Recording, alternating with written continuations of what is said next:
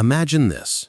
You wake up one morning and everything looks the same. The ceiling above you, the walls surrounding you, the world outside your window. Yet something is profoundly different. The laughter of others suddenly feels hollow. The routines that once gave you comfort now taste like dust. The stories you've been told about what it means to be happy, successful, or even normal unravel like cheap fabric under your touch. You try to explain this shift to others, but they don't understand. They tell you, maybe you're just depressed, or you're overthinking things. They urge you to get back to normal, as though normal were a place you could return to, a stable country where the currency of belonging never devalues. But you can't go back. Something inside you refuses. And so you wonder, what's wrong with me? You carry this silent question like a stone in your chest. You replay your life like a film reel, looking for the moment it cracked, the betrayal, the failure, the lost dream that might explain your unease. People around you seem content to swim in shallow waters, but you can no longer ignore the depth beneath. You see illusions where they see reality. You feel fractures in the foundation they stand on so confidently. The paradox eats at you. The more awake you feel, the more broken you seem. Is it possible, then, that what society calls brokenness is something else entirely? That your restlessness, your doubt, your aching discontent are not signs of weakness, but whispers of awakening? Think about it. How many times in history have people who questioned the world been dismissed as troubled, dangerous, or mad? Socrates was executed for corrupting the youth. Nietzsche was branded insane. Dostoevsky was nearly killed for his ideas. Each of them shattered the comfort of the collective trance, and in return, society declared them defective. Yet centuries later, their words still ignite the minds of those brave enough to listen. So here you are, caught between two worlds. On one side, the smooth machinery of modern life, urging you to blend in, to keep consuming, to keep scrolling, to keep smiling. On the other, a haunting call you cannot unhear. The call to step out of the dream and confront the raw reality beneath. Which is more dangerous, to silence that call and live safely asleep, or to follow it into the unknown and risk everything you thought you were? Your friends want to fix you. Your family wants to soothe you. Even your own mind sometimes whispers that you are fractured, unstable, in need of repair. But deep down, you sense that what you feel is not a malfunction. It is a rupture, a tearing away of false layers. What if your so-called brokenness is not a flaw, but a doorway? What if the sleepless nights, the sudden despair, the gnawing sense that something is missing are not symptoms of a disease, but birth pangs of a transformation? The question then is not, what's wrong with me, but rather, what is waking up inside me? And if that is true, if you are not broken, but awakened, why does it feel so unbearable? Why does awakening resemble collapse? Why does it make you a stranger in your own skin, a wanderer in your own life? The answer is not simple. To seek it, you must be willing to dig beneath layers of psychology, philosophy, and the invisible structures that shape human society. You must be willing to see how the very culture you were raised in may have taught you to mistake growth for failure, consciousness for illness, and awakening for brokenness. And so the great question unfolds before you, vast and unsettling. Are you truly broken, or have you simply begun to see the world too clearly? If you dare to sit with this question, you will feel its weight pressing into your bones. You will feel the pull of two realities, the one you've been conditioned to accept and the one that is now burning through your illusions. The path ahead is not easy. To walk it, you must first understand the hidden forces that convinced you to believe you were damaged in the first place. Only then can you see why awakening feels like ruin and why ruin may be the beginning of rebirth. The real problem begins not with you, but with the world that raised you. From the moment you were born, you were given invisible instructions: who you should be, what you should want, how you should act. These instructions weren't handed to you on paper.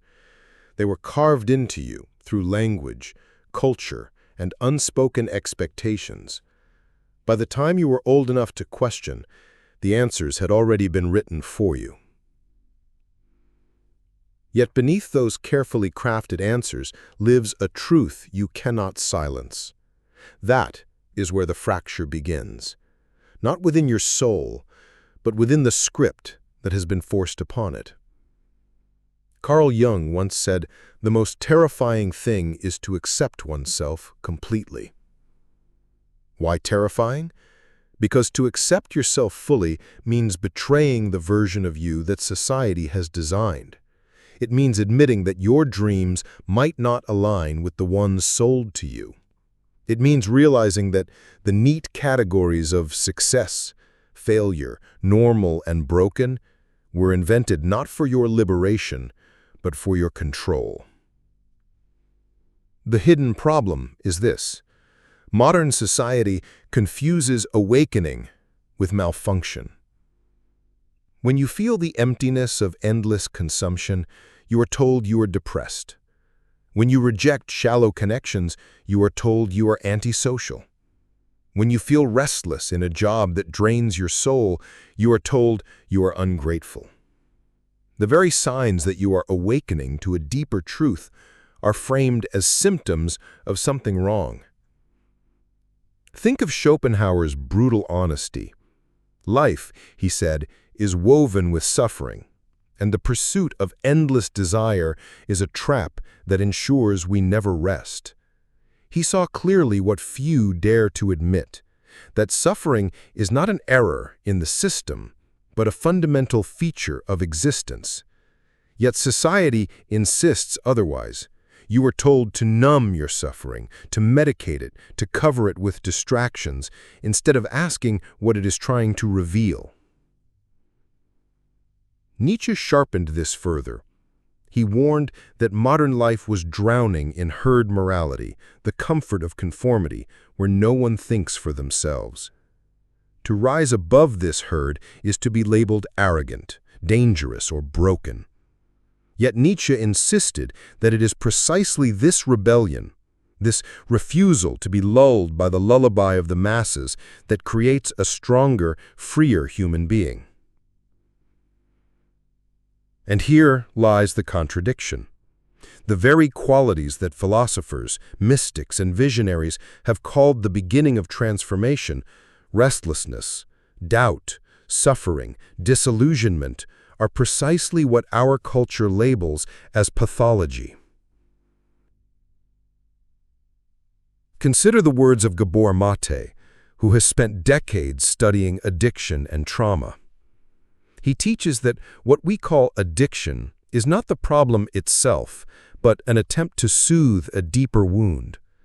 Similarly, what we call brokenness is not your true condition, but a signal, an attempt of your psyche to tell you something is out of alignment.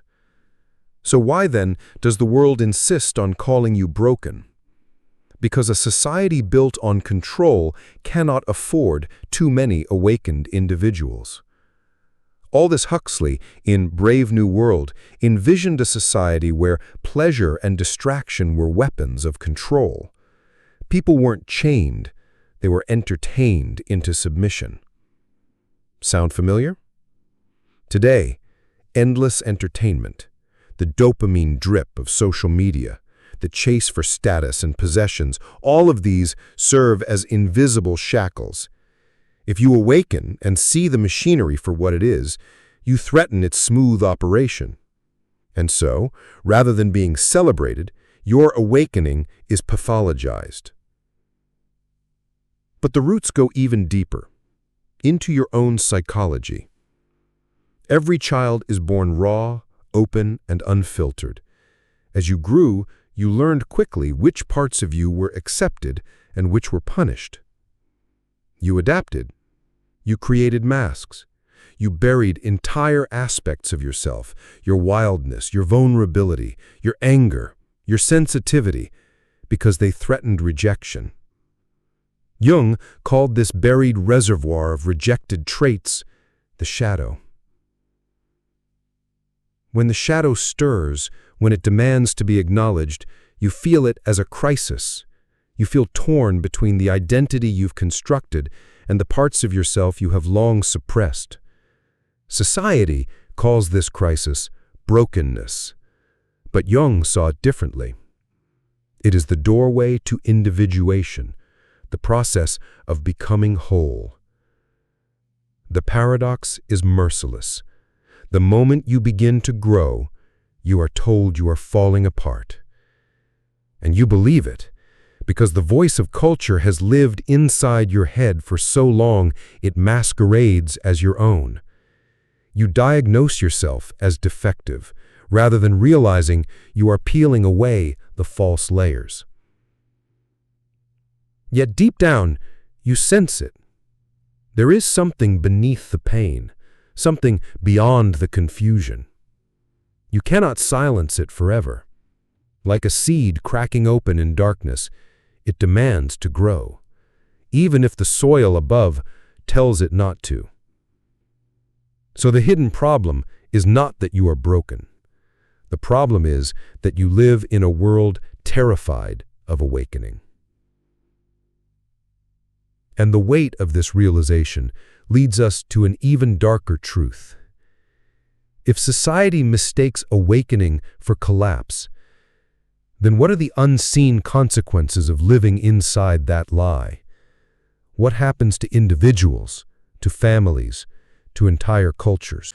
When a culture mistakes awakening for brokenness, the consequences seep into every corner of human life. It is not just an individual wound. It becomes a collective sickness disguised as normality. And the more deeply you look, the more you see how this illusion bends reality, distorts meaning, and quietly poisons the spirit. Think about the first consequence. People learn to fear their own inner life. If every whisper of dissatisfaction is called weakness, if every doubt is branded as instability, then you begin to censor yourself long before others need to. You learn not to trust your own intuition. You learn to silence your questions. The child who once asked, "Why?" 1,000 times a day grows into the adult who swallows every unspoken truth, fearing that even curiosity might reveal them as defective. This silencing breeds a quiet despair. You look around and see others laughing, working, posting pictures of their perfect lives, and you wonder, why do I feel so different? Why can't I just be like them? You forget that most of them are acting too, that they too are choking on illusions but are too afraid to admit it. Thus, the great masquerade continues, each person reinforcing the lie that everyone else seems fine. The second consequence is more insidious. Addiction thrives where awakening is denied. When you feel the stirrings of something beyond the surface, when your soul calls you to deeper meaning, but you are told it is pathology, you must find a way to numb that voice. And so people drown themselves in substances, in endless entertainment, in work that burns their bodies but spares them from silence. The screen becomes a sedative, the bottle becomes a shield, the paycheck becomes proof that they are not falling apart, even as they disintegrate inside. Gabor Maté reminds us that addiction is never about the substance itself, it is about the pain we cannot bear to feel. If awakening is mislabeled as brokenness, then the pain of transformation is suppressed, denied, medicated. Instead of walking through the fire, people run from it, only to be consumed by flames they cannot see. But perhaps the most devastating consequence is this. A society of half-awake individuals becomes a society easy to control. When you are convinced you are broken, you seek authority to fix you. You look to external saviors, politicians, corporations, gurus, to give you what you believe you lack. You trade freedom for certainty. You accept shallow pleasures as compensation for deeper meaning. You swallow slogans instead of wrestling with truth. Nietzsche warned of this when he described the last man, the complacent creature who seeks nothing but comfort, who avoids risk, who never dares to awaken. The last man lives, but he does not live fully. He survives in a haze of distractions, never realizing that his very passivity feeds the machinery that exploits him. And so, we come to a fourth consequence. Relationships become hollow. When you do not know yourself, you cannot truly meet another. You bring masks to the table, masks polished by fear and expectation. Conversations stay on the surface. Intimacy becomes a performance. Love becomes a transaction. Two people can share a house, a bed, even a life without ever truly seeing one another, because to see another, you must first awaken to yourself.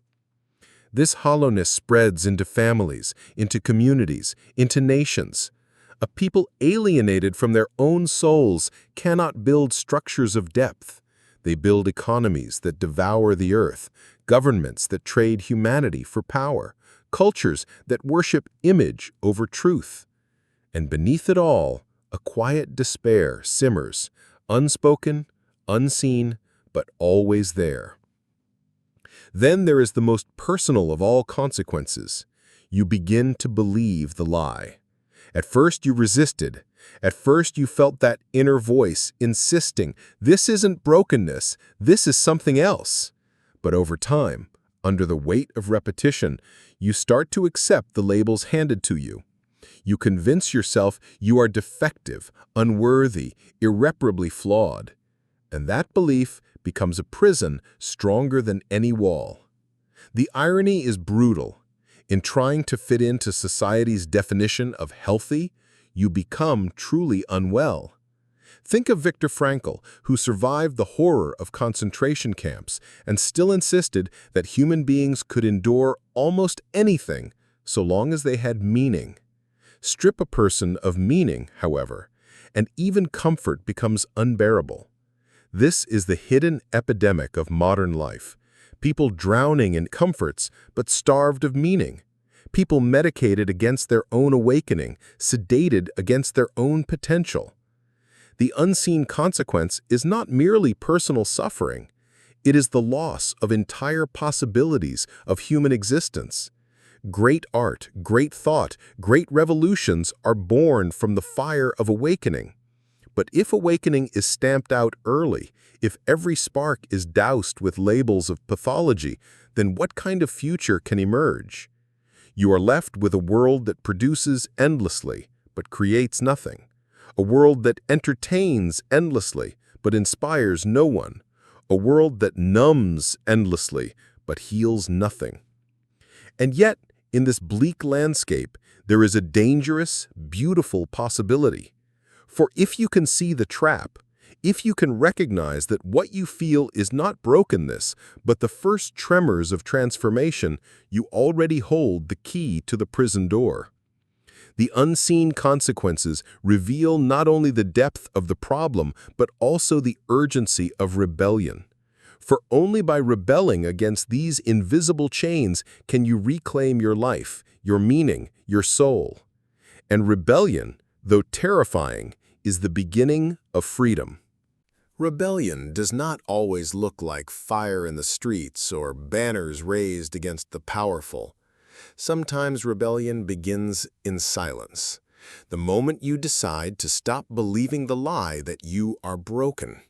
That simple act of defiance is enough to make the whole machinery of illusion tremble. But rebellion is not easy. The path of awakening will cost you comfort, belonging, and certainty. To break free, you must first unlearn everything you were told about who you are supposed to be. You must stand naked before yourself, stripped of masks, and endure the unbearable honesty of self-recognition. Jung called this confrontation with the self the process of individuation. It is the long, painful unraveling of false identities until what remains is something whole, raw, and real. It is not about becoming perfect. It is about becoming authentic. So how do you begin? The first act of rebellion is to listen to your discontent instead of silencing it. Every restless thought, every gnawing emptiness, every whisper of dissatisfaction is not a symptom to medicate away, but a message to decode. Ask yourself, what is my suffering trying to reveal? What is my restlessness pointing toward? Instead of numbing, lean closer. Suffering is not your enemy, it is your teacher, the fire that burns away illusion. Nietzsche knew this truth. One must still have chaos in oneself to give birth to a dancing star, he wrote. Your chaos is not proof of defect. It is the fertile soil of creation. The rebellion begins when you stop hiding from it. The second act of rebellion is to reclaim your shadow. All the parts of yourself you buried, the anger, the desire, the sensitivity, the dreams, must be welcomed back into your being.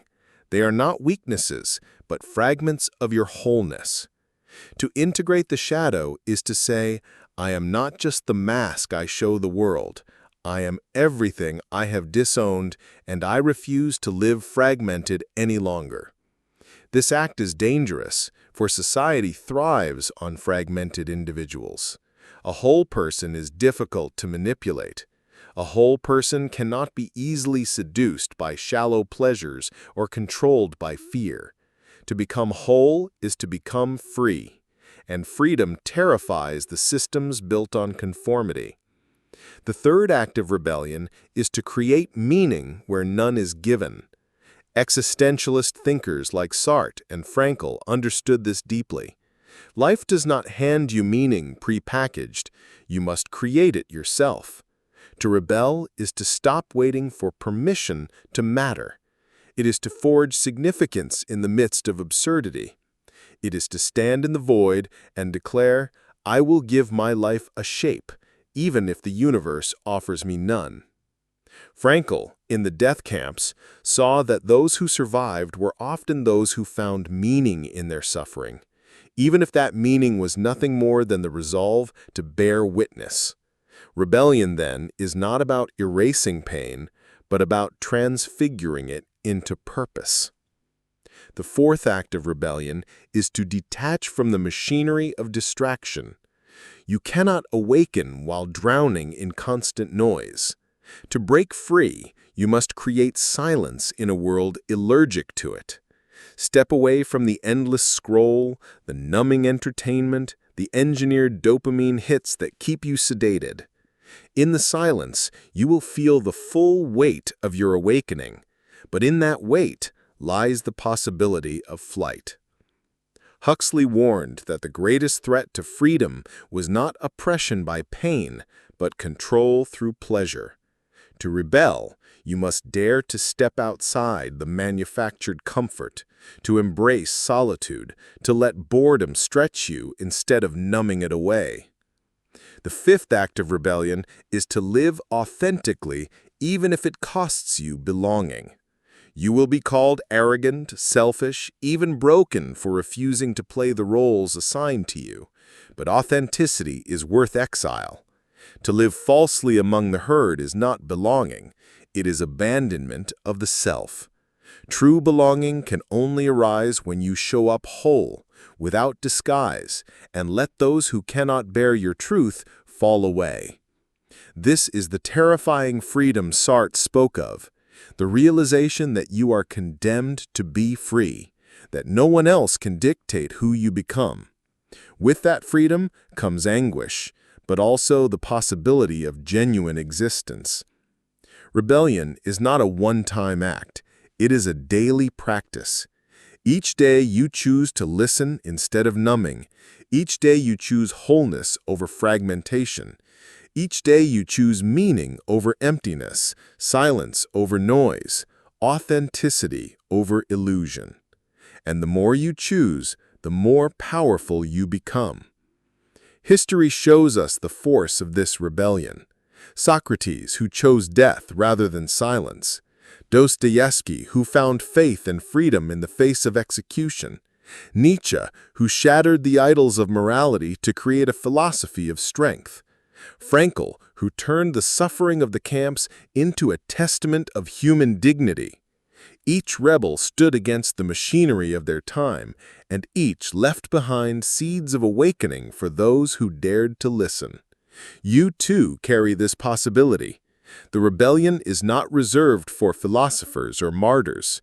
It is yours every time you refuse to believe the lie of your brokenness. It is yours when you dare to see clearly in a world built on illusions. And yet, even in rebellion, something deeper still awaits. For rebellion is only the beginning, the breaking of chains, the rejection of illusions. But beyond rebellion lies the most profound realization of all, the truth that transforms every wound, every question, every shadow into a revelation. That truth waits at the end of the path, and once you see it, you can never return. Imagine standing at the edge of a cliff at dawn. The sky is bruised with shadows, but a thin ribbon of light cuts through the horizon. For a long time, you have walked through darkness, convinced you were lost, broken, or beyond repair. Yet here, as the sun begins to rise, you see clearly. You were never broken. You were awakening all along. This is the ultimate truth, one so powerful it threatens to overturn everything you thought you knew. Brokenness is not the opposite of awakening. It is the disguise awakening wears. Every crack you mistook for collapse was the place where the light began to enter. Every silence you feared as emptiness was the space where your soul could finally speak. Every shadow you tried to bury was a part of yourself waiting to be seen. The world told you these were flaws. The world told you these were illnesses, failures, defects. But now you understand. These were the signals of transformation, the tremors of your psyche stretching beyond its old confines.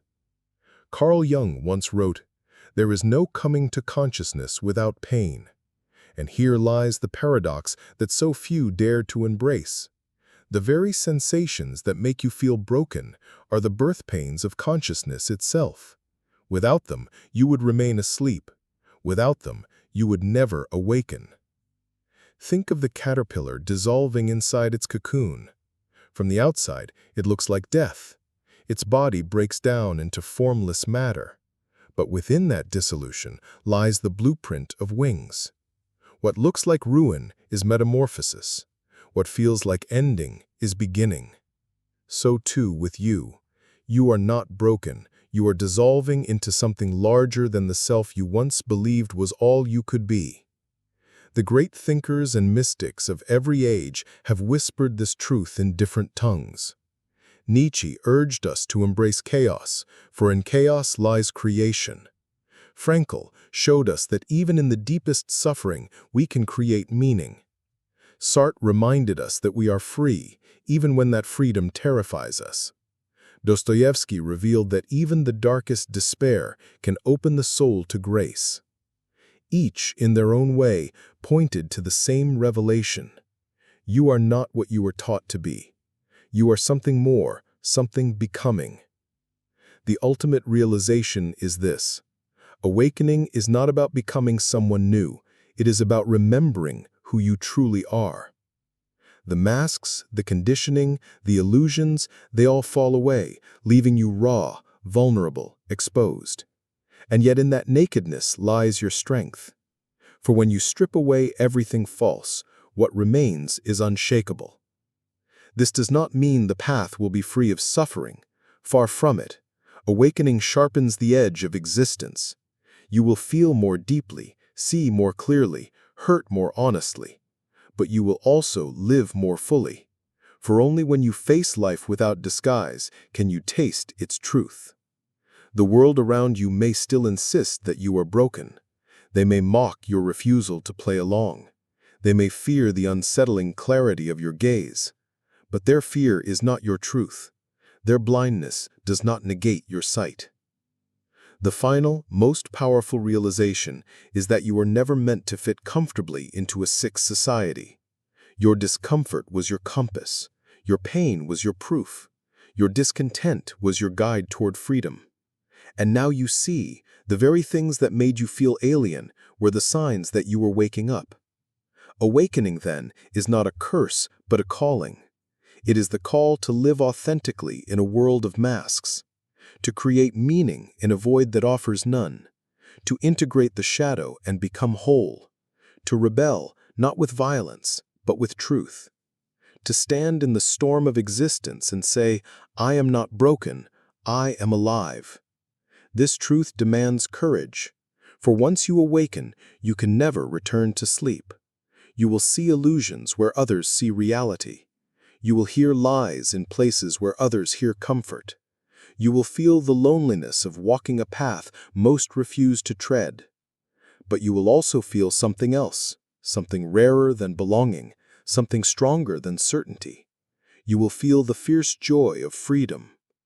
And in that freedom, you will begin to notice others who, like you, once thought they were broken. You will see them quietly questioning, silently suffering, secretly longing for something more.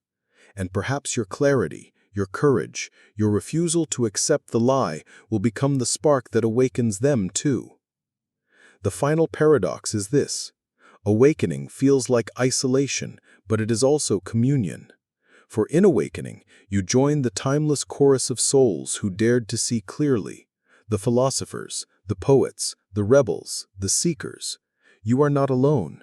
You are part of an ancient lineage of awakening. And so, the question you once carried, "What's wrong with me?" transforms into something far more powerful. What is possible for me now that I am awake? This is the ultimate turning point. Brokenness binds you to the past. Awakening opens you to the future. Brokenness asks, how can I be fixed? Awakening asks, how can I live fully, truly, deeply, without disguise?